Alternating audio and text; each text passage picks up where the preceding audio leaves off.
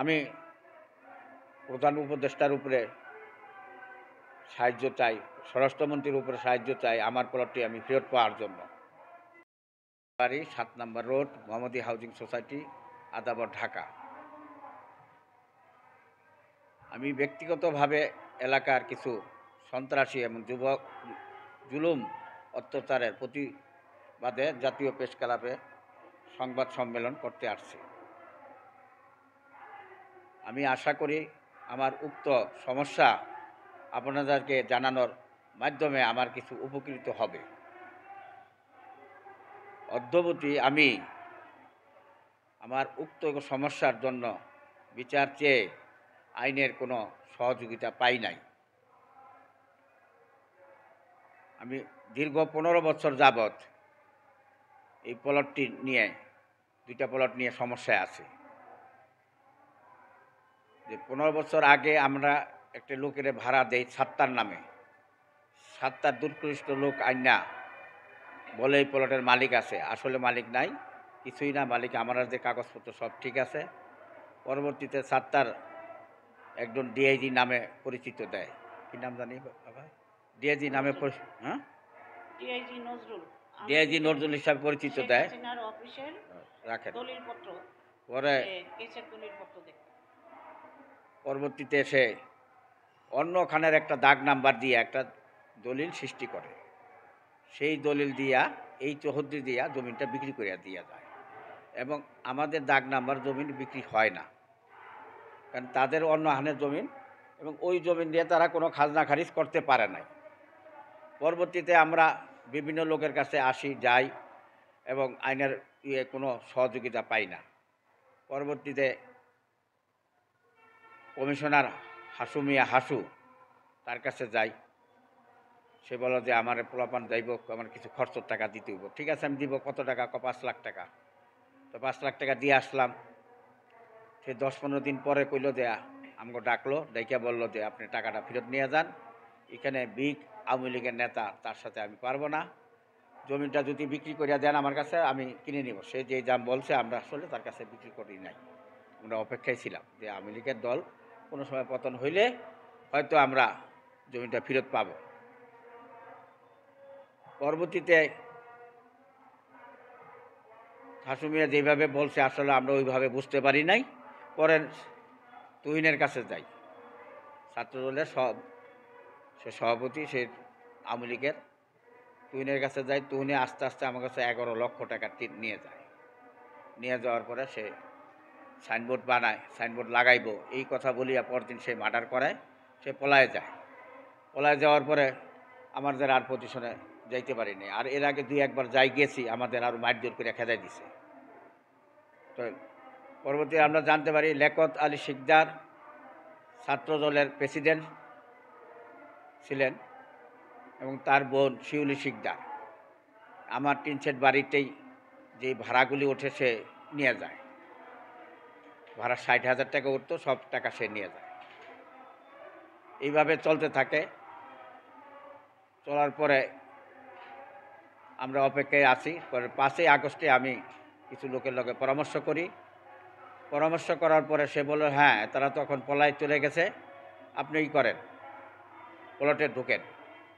তো প্লটে আমি ঢুকে পুনরায় এই সম্পত্তি উদ্ধার করি এবং মালিকানা হই। থাকা অবস্থায় এই যুবদলের হেলাল আহমেদ রাজু সে আসে এবং বিএনপির আরও কিছু লোকজন আসে। সে বলে আমরা এই বলে দিব, এই করে দিব, তা আপনার জানের উপরে হুমকি, জানের উপরে মারধর করবো, আপনার খুবই কাটতে পারে, তো আপনি ই করেন, আমাদের সহযোগিতা নেন। তো সবারই আমি ভালো মন্দ তাকে সম্পর্ক রাখি। পরবর্তীতে তারা বিভিন্ন ধরনের চাপ সৃষ্টি করে, বলে আপনার দোনোটা প্লট আমরা সহযোগিতা করব এবং দেখে রাখবো, কেউ তাকাইলেও আমরা কেউ তাকাইতেও পারবো না, আপনার সমস্ত ভেজাল সমস্যা আমরা করব। এই বলে হেলাল আহমেদ রাজু সে আমার থেকে চাপের মাধ্যমে ৬০,০০০ টাকা নেয়। পরে বলে 2টা প্লটে আমাকে 20 লক্ষ টাকা দিবেন, আমরা আপনার সমস্ত সমাধান করব। এবং 15-20 দিন পরে সে আমাকে তার আড্ডাখানায় ডেকে নেয়, নিয়ে বলতেছে আমাকে টাকা দেন। টাকার চাপ সৃষ্টি করে আর তারা পেশার উপরে রাখে। তো পরবর্তীতে আমি বললাম, আমি তো জমিন বিক্রি ছাড়া আপনার কোনো টাকা দিতে পারব না। কইল জমিন অন্য মেশে দখল করে নিয়ে যাইব। আওয়ামী লীগের তাদের পয়সা আছে, তাদের টাকা আছে, জোর আছে, আপনার কাছে না আসলে তাদের লোকজন আছে অনেক।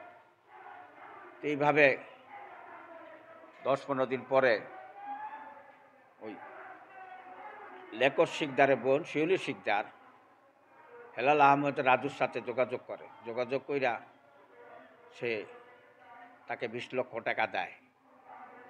হেলাল উদ্দিন রাজু লোকজন নিয়ে আসে, 10টা হুন্ডা যার লোকজন নিয়ে আসে আমার বাড়ির থেকে আমাকে মাইরিয়া ধইরা তাতালি ঘুষি, থাপড় এবং চাবাটি নিয়ে আসে। পরে একটা হাতুড় দিয়ে আমার মাজার ভিতরে আঘাত করে। আঘাতে মাজা অহন্তরী শক্ত আছে। পরবর্তীতে আমি দৌড়াইয়া পুলিশের গাড়ি আদাবর পিসিকালচার হাউজিং 12 নম্বর রোডে মাঝামাঝি পুলিশের গাড়ি ছিল, আমি পুলিশের গাড়িতে উঠা আমি পুলিশের আশ্রয় থানায় আসি। তারা থানায় 20-25 জন লোক আসে, আইসা বলে সে অবৈধ দখলদার,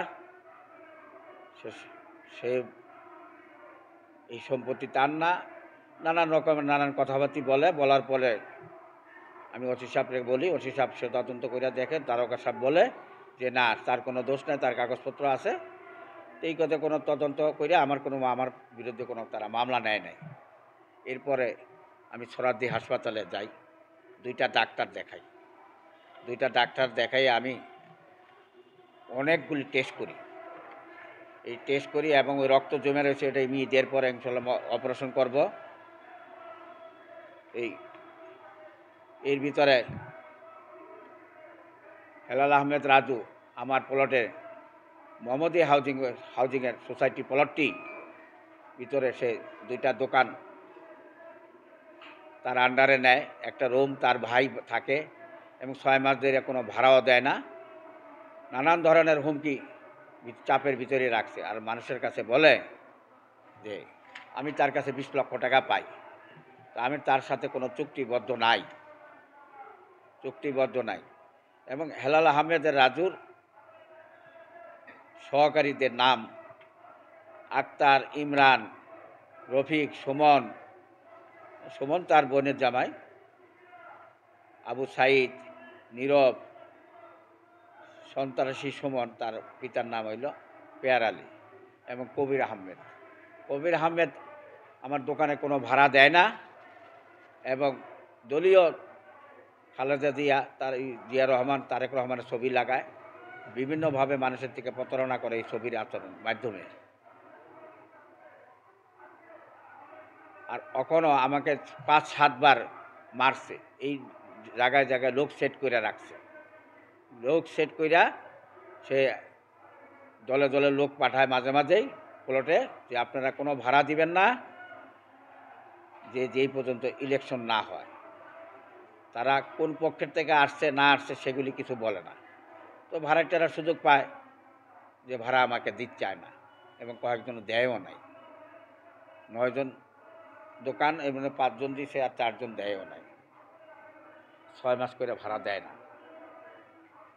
আর এর আগে আমি সলুর কাছে যে আমি জমিটা বায়না করি, ওই রেজিস্ট্রির বায়নার কপিও আমার কাছে আছে, ফটোকপিও আছে, এবং সার্টিফিকেট দলিলও আমি ফটোকপি করে রাখছি, সার্টিফিকেট দলিলও উঠে রাখছি। তার নামে আমি পরে জমিন পজিশন নেওয়ার পরে মামলা দেই 3টা।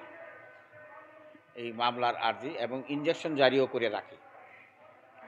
আর তার কাছে আমি ভাড়া দাবি করে 1,70,00,000 টাকা মামলা দায়ের করি ম্যাজিস্ট্রেট কোর্টে। মানে এই অবস্থায় আমরা আছি, এবং প্রতিদিনই আমাদের খারাপ পোলাপানের মাধ্যমে আমার চাপ সৃষ্টি করে। আর জায়গায় জায়গায় লোক সেট করে রাখছে, আমাকে পাইলেই মারে। আমি এই হাতটা লড়াইতে পারি না এবং শুইতেও পারি না। এইভাবে আমার অনেক সময় ঘুষাইছে। তখন এটি নেতৃত্বে মানে হেলাল আহমেদ রাজুর নেতৃত্বে।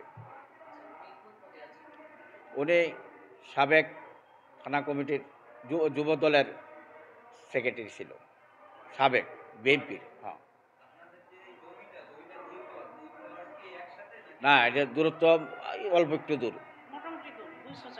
মনে হয় 1000 মিটার দূরত্ব, আদাবার থানার এরিয়া। হ্যাঁ,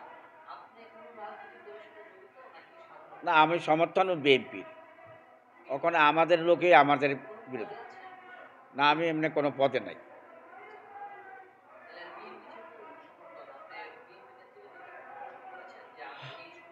হ্যাঁ হ্যাঁ, আমি গেছি, যারা জাগো কাছে যাই কয় কি অর্ধেক জমিন আমাকে দিয়ে দেন, যারা বিএনপির এমপির প্রার্থী